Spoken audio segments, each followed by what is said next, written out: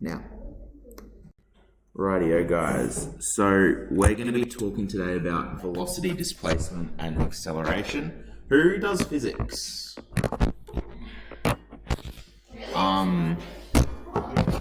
Those of you that have done physics will have a bit of an advantage in this topic. I don't know why, but the syllabus does require us to talk about velocity, acceleration and displacement. It is literally the only place I can think of in the entire maths syllabus that it forces us to talk about practical stuff in a particular context. But it is what it is, so let's do it. So ladies, not only are we trying to do our lessons, it's actually recorded for the people that aren't here, so I'd really appreciate it if we can keep it down. So, we've established previously that the derivative of a function shows the rate of change of the original function. So if you derive a function, it's just telling you how that original function changes at any given point in time. We can look at that in some more familiar contexts, namely distance compared to time. So, for each of these graphs here, it's what we call a displacement graph. So it is showing our displacement or our distance over time. One of my physics people, can you tell me what's the difference between displacement and distance? Emily? Well, say you're at the front of class and you walked to the other side, the distance and displacement will be the same. But if you walk from that side over there to the other, displacement would be 0, but the distance is double. So displacement means your distance from where you started. So if you went on a trip around the world, you've covered something like, I think it's like 32,000 kilometers, but your displacement would be 0 because you've come back to where you started. Displacement is just measured from where you started to where you ended up. So let's talk about, sorry, that should say time, not speed. I'm a dummy. So for each graph, comment on how the distance changes relative to time. What is a possible fit for the data? So what's a real life thing this could represent? Okay, we got our first one. What is our distance doing over time? Is it getting bigger, smaller? Which axis would our distance be, guys? X or Y?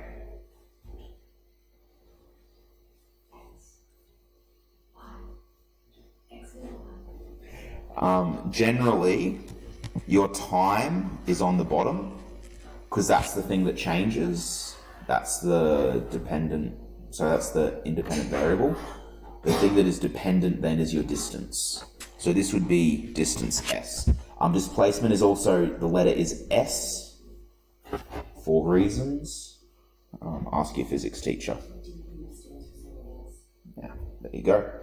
So we have our time along here and our distance up there.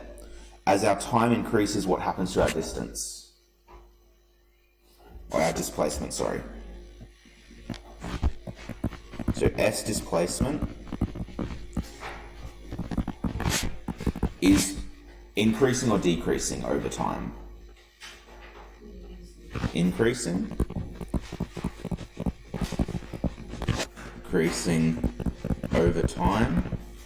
Is it getting faster or slower or staying the same? What do you reckon, Jade? Why are you asking me? I don't know, you look like you're focusing on it. So, come on guys, that line shows my distance over time. Am I getting quicker, am I getting slower, or am I staying the same? So it's, my displacement is increasing over time at a constant rate.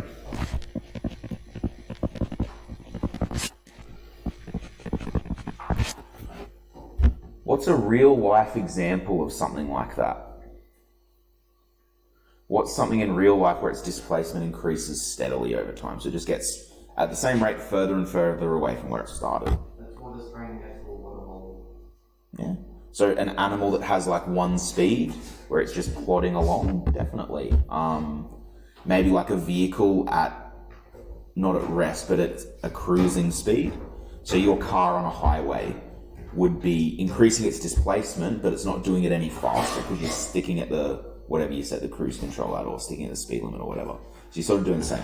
So same thing like a plane at cruising altitude. It just sits at the same speed. So it's increasing its displacement, but it's not increasing its speed at all. So yeah, let's go with the animal. So a tortoise. Is that how you spell tortoise? It is now. Walking towards a waterhole. Let's have a look at our next one. Is displacement increasing or decreasing? Did it want us to find the average rate of change? Yeah, it wanted us to find the average rate of change. So I'm not too worried about that actually, so we're going to skip that.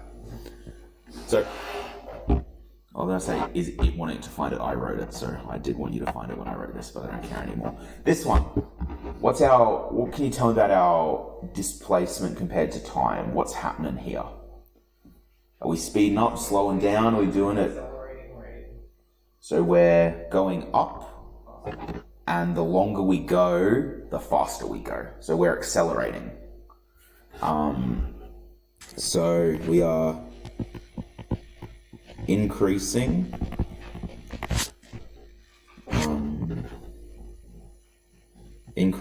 over time at an increasing rate. I think of a real life example that this could fit. What's something that starts off moving kind of slow? Plane? Yeah. What were you going to say, Cade? Yeah. So this one's starting at like quite a low speed. Overtaking would be more you're already at a high speed and you get faster. The one that I thought of was maybe like a truck that's at a stoplight. To get moving, it's quite slow to get going, but once it gets that initial momentum, it sort of picks up quite quickly. So could we say like a heavy vehicle beginning to move?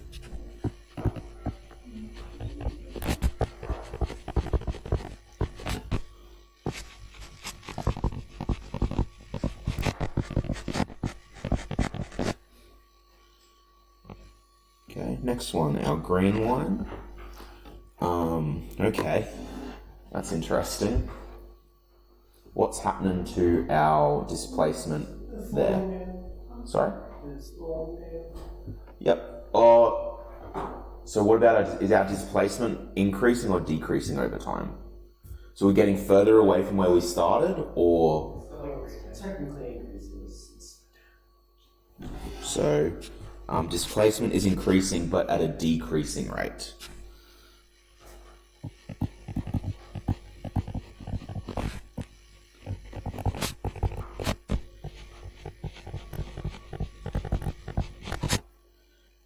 Displacement is, increasing.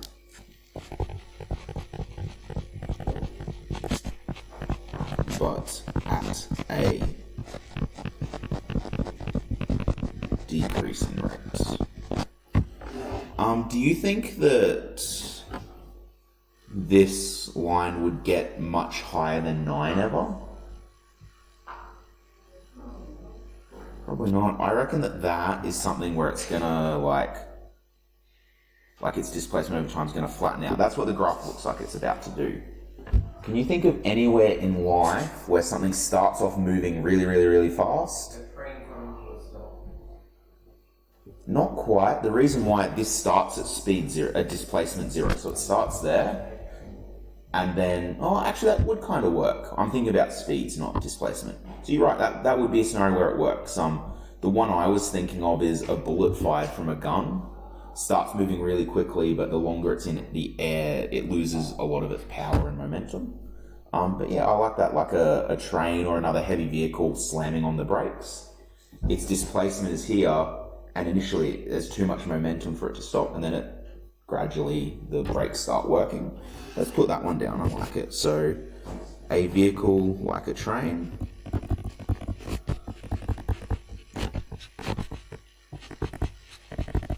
Slamming on the brakes.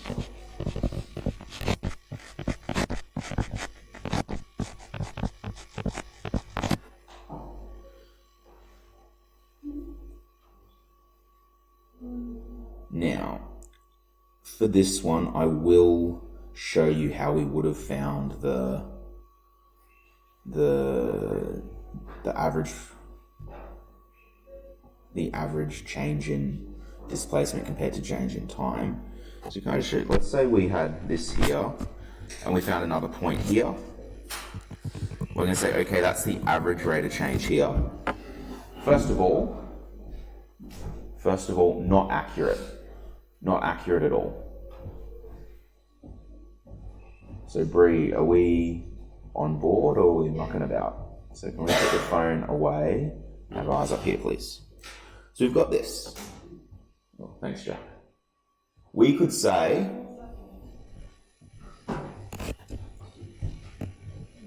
to find that height is just our change in distance. So triangle S, that's our change in distance. Along here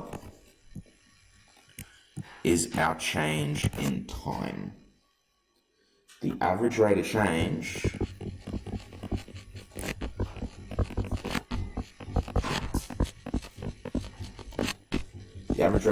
is just the change in y compared to the change in x, right? The change in y over the change in x. Delta S divided by delta t. You could use d instead of delta. You could also sub in points to solve it that way, which is how we first did it. The fact that we're comparing distance to time is really important. I think we talk about this in the next little box, but can anyone tell me, what do we call change in distance over change in time? You do it every day. Who got driven to school today? Yeah, okay. See some fancy signs with speed limits on them? Big number in a circle. What's a speed limit, or what's speed measured in for cars? Kilometers per hour. Is that another way of saying distance over time? 40 kilometers per hour, 60 kilometers per hour. When you're talking about your speed in a car, that's just the change in your distance over the change in your time. And that becomes really, really important. The other reason I'm sort of mentioning that, ds dt, if we replaced s with y and t with x, what does that all of a sudden look a lot like? Change in y over change in x. Someone said it.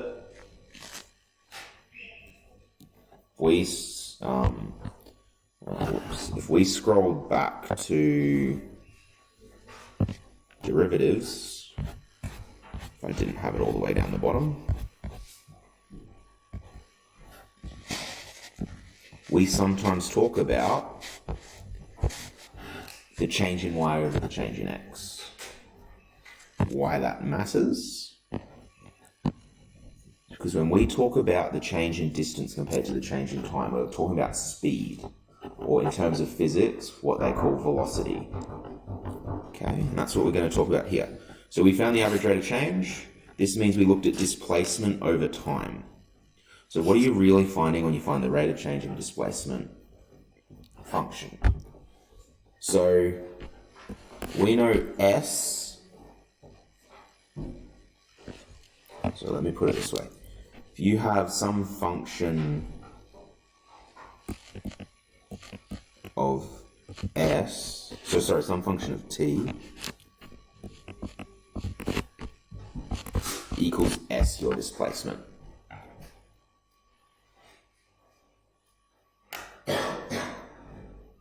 Now, if we therefore found the change in S compared to the change in t, that's basically finding the derivative of that function of t.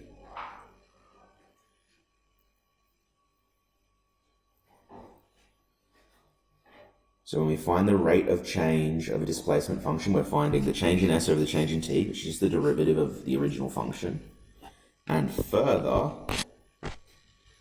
we can say that the change in distance compared to the change in time is v for velocity.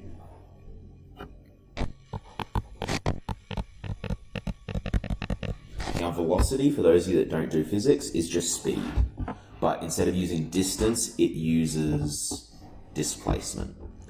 So if you run a 100-meter sprint in 10 seconds, your velocity is 10 meters per second. If you run a 100-meter sprint in 10 seconds and then walk back to the starting line over a minute, your velocity is 0 because you've returned to your starting point. You have 0 displacement no matter what your time is. We're not going to have to worry about stuff like that really though. Just so you're aware, velocity is based on displacement. So we find our velocity, we find our speed by just differentiating a displacement function, a distance function. And that is a big idea to get through. I do talk about it later, but those of you that do physics, what's acceleration mean in terms of physics?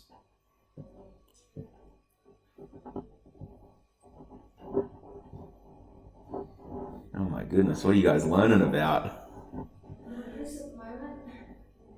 You like to get everything flowing off of the scene. Say that again, Jack? And we can even, for what we're going to look at, we can drop that average. So the rate of change with the speed. So if you think, could anyone have a think, what would we do to find acceleration then if it's the rate of change of speed? How do we find the rate of change of something? Starts with D and ends in differentiate. So if you wanted to find then the acceleration, you would differentiate the velocity. So I'm going to write this over on the side. So displacement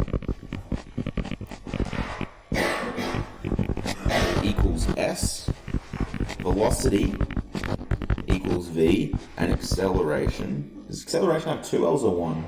1. Wait, I have it written somewhere. So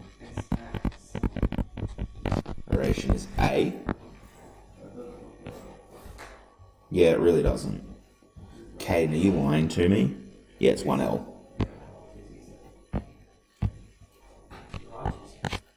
Now this is horrid. Acceleration. I love that recorded forever is me having to sound out the word acceleration.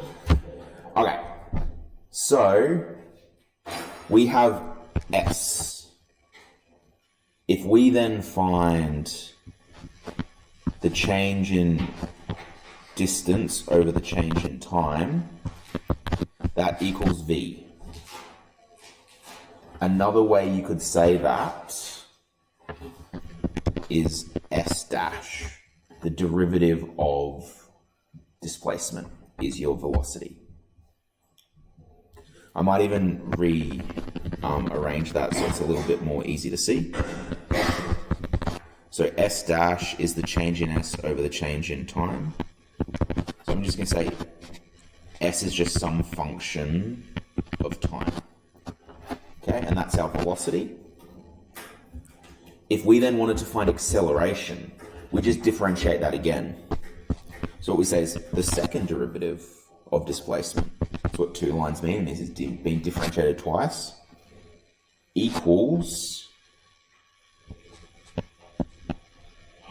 the change in velocity, how that changes over time, that is equal to differential of V, which is just equal to A. Sorry? Sure. So you have displacement, differentiate it to get velocity, differentiate that to get acceleration. Next year when you learn integration, you can start at acceleration and work your way backwards to displacement, but that's not till next year. For this year, basically, I'll only ever give you either a displacement or a velocity that you then differentiate down to get the others. Okay. And I know I'm not a physics teacher, so I'm probably not explaining this particular concept in the best way. But yeah, I don't have anything to add to that. Deal with it. Okay, let's go back to over here. So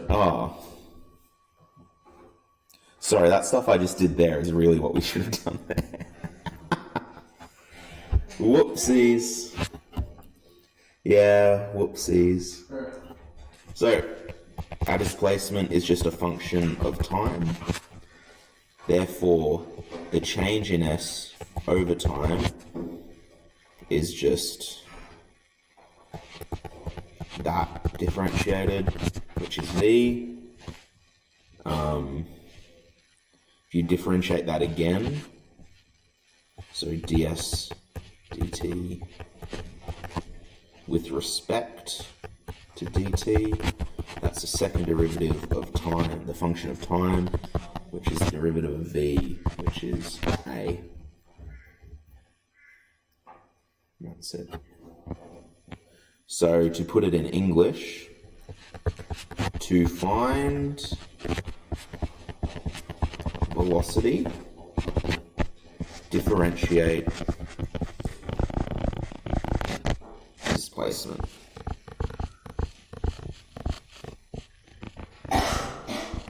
To find acceleration, differentiate velocity. Whoa, I lost my mind. Yeah.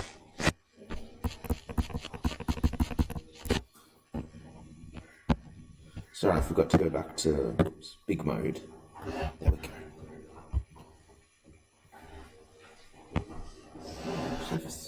That is a really zoomed out screen considering the size of the whiteboard, isn't it?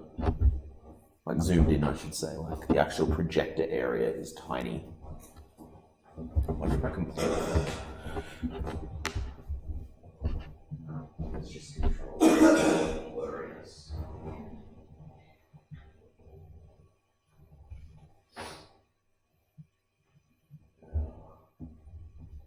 Look at that. Right. How are we feeling about that idea, guys? I know we haven't practiced it yet, but we started displacement, differentiate down to get velocity, differentiate down to get acceleration. It's a lot of sort of thinking, I guess, to get to that. You guys still need that up there, or are we good to move on? Still need it up, right? So basically, if you look back to the previous page, if you look at that first graph that was just a straight line, what could you tell me about the velocity of that? Would it be a constant? Would it be changing? What's the story? Constant, because it's just going up steadily. If you then try to find the acceleration, would there be any acceleration? No, because the derivative of a constant is 0. The next one, the one where it's an exponential growth, if you differentiated that, would the velocity be a constant or would it be changing? Changing, because at the beginning the velocity is small, later on the velocity is quite high. And if you differentiated that, you would still have, you would have an acceleration function there. Won't get into that too much. And the same thing for the third one, because the velocity is changing, you'd still have stuff there. Right, okay, let's go to the next one, guys. And I think we might have a couple of practice ones after this, but... Okay, the displacement of a particle is given by y equals x cubed minus 4x squared plus 3x plus 5, where y is the vertical displacement in meters and x is the time in seconds. So x is time, y is its vertical displacement. So that could be just like, it's just a particle, obviously going up and down in a straight line. So seeing how big its displacement gets from its beginning point. Okay, so let's find a rule for velocity and acceleration of a particle. So if our displacement equals y, therefore our velocity equals the derivative of our displacement, y dash. Y equals x cubed minus 4x squared plus 3x plus 5, y dash equals, what's x cubed differentiated, guys? What's x cubed differentiated? 3x squared. What's negative 4x squared differentiated? Negative 8x, yep, because the minus hangs around. What's 3x differentiated? 3. Remember, it drops an x. And then what's 5 differentiated? 0. That's done. Okay. So I'm just going to write therefore v equals 3x squared minus 8x plus 3. Part B, oh sorry, not part B, find the acceleration now. The acceleration is just v dash, right? You find the rate of change of the velocity, that's your acceleration. So we know that v equals 3x squared. Let's try and make that look something more like an actual 2. Minus 8x plus 3. Therefore v dash equals, what's that first term going to be, guys? 6x. Second term, negative 8. And then that 3 will disappear. So our acceleration is 6x minus 8. Okay, so that's part A done. That's question A. Question B. Find the displacement, velocity, and acceleration at x equals 0, x equals 1, x equals 2, and x equals 4.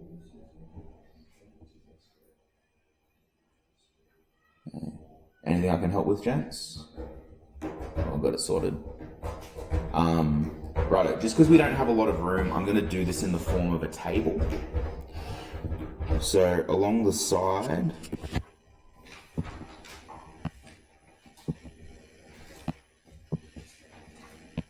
I'm going to have displacement, velocity, acceleration. And along the top, we're going to see what happens when it's 0, 1, 2, 4.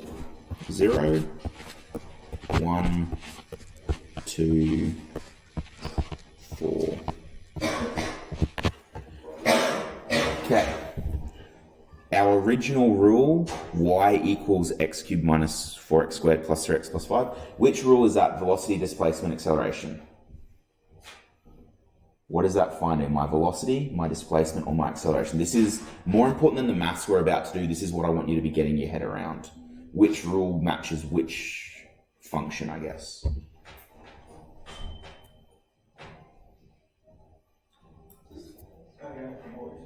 Displacement, because, and it tells us up here, we're comparing displacement to time. So that's our displacement function, the original one. If we sub 0 into that, 0 cubed minus 4 times 0 squared plus 3 times 0 plus 5, everything except the 5 disappears. So the displacement at time 0 is 5 meters. Okay, the next one. Which function is my velocity function? Original, first derivative, second derivative. First derivative is my velocity. So let's sub in 0 to that one. So I've lost my place. Here we go. 3 times 0 squared is 0. Minus 8 is 0. Plus 3, so it becomes 3. And my acceleration at time 0, just sub x equals 0 into our equation here. And as Daniel said, it becomes negative 8. That's given us a bit of a snapshot of what's happening here. So I'm going to ask you a question now, guys. Can someone describe what that particle is doing at time 0? How far away is it? 5 meters away from where it started. Is it speeding up or slowing down?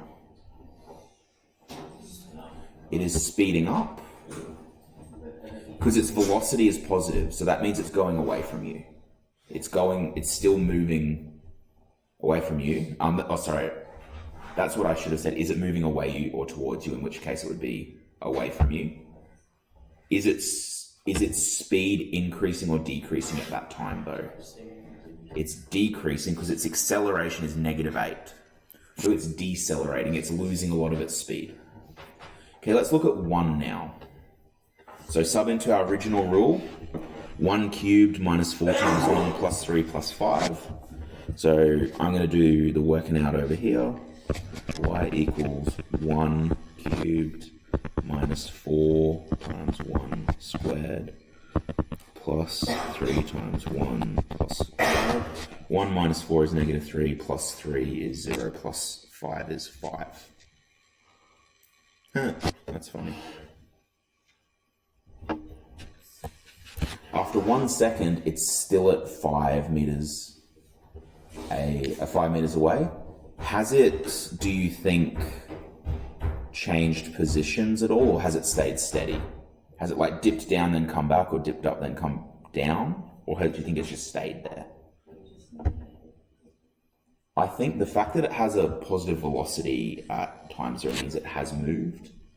It's probably gone further away, but then because we're decelerating, I would say that when we do this next bit, we're going to find that the velocity is actually negative.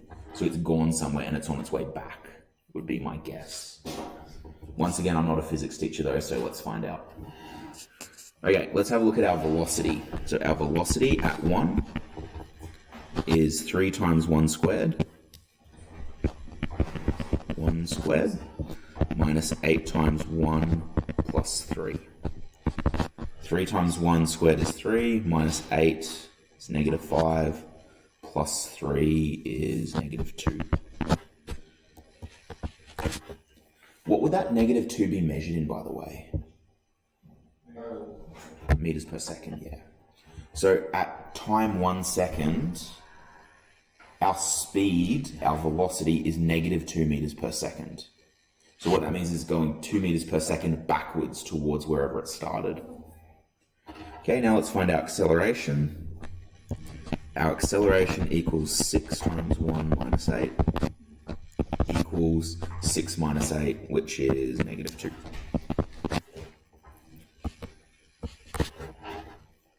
Okay. So let's have a look at our snapshot of our particle so far. We started at distance 5. Through a combination of luck and mathematics, we're back at distance 5 a second later. We have moved off the point and come back. We started out moving forward, but now we've turned our velocity around and we're actually coming back towards where we started. Our acceleration started really negative. We were slowing down really quick, but our deceleration is actually slowing down. We're actually starting to speed up in our acceleration. We've gone from -8 to -2. So my theory is that in the 2 seconds time, we'll actually be back into the positive accelerations. Okay, we won't write out all of these because it'll take us a million years. Can someone tell me what is the speed at time 7? At time 2, sorry. So sub in 2 to our rule. Can I get people on the outside U? Can I get you to do speed, velocity, and acceleration at 2? And Joseph's already done it, never mind. I did it really quickly, so it might be long. Well, we'll be able to test it, and I'll show you how in a second. So 3, -1, and +4. And then 17, 19, and 16. Thanks, Joseph. So, why does all that stuff matter? Well, for part C, I have plotted the graphs of each of those rules. Right.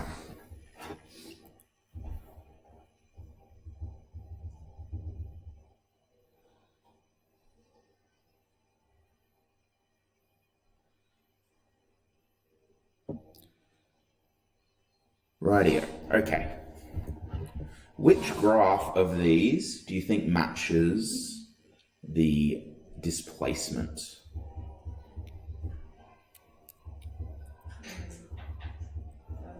The third one? What makes you say that? That this is S. This is displacement. Because it's a cubic function, that's a good indication. Yeah? And it sort of matches up with our data, doesn't it? We start at 5. At x equals 0, we're at 5. At x equals 1, we're at 5. At 4, we're off the scale. At 4 would be at 17. And that looks like that might actually link up. Velocity now. I think Joseph may actually have made a mistake. No, never mind. No, he hasn't. I tell a lie, Joseph. Don't hate me. So, which one would be our velocity function? Would it be this linear function or this quadratic? Quadratic. And does it match up with our data? We start in the positives, then we drop into the negatives only to turn it back around and end up going very positive again. Yeah, it does. And it matches up with, we have the point 3, 0, 1, -2, 2, -1, and then once again the next one's off the page. And then our acceleration is just linear for this function. So we're just steadily ramping up our acceleration. It starts at a negative value, but it's ever increasing. So this one is our velocity and this one is our acceleration. How are we feeling about those ones, guys?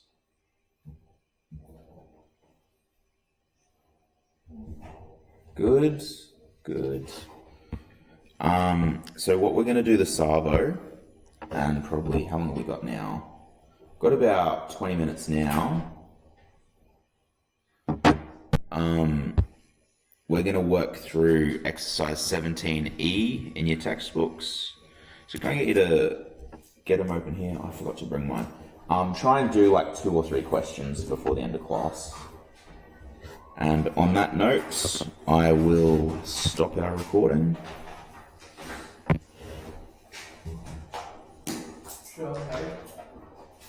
Or apparently I won't.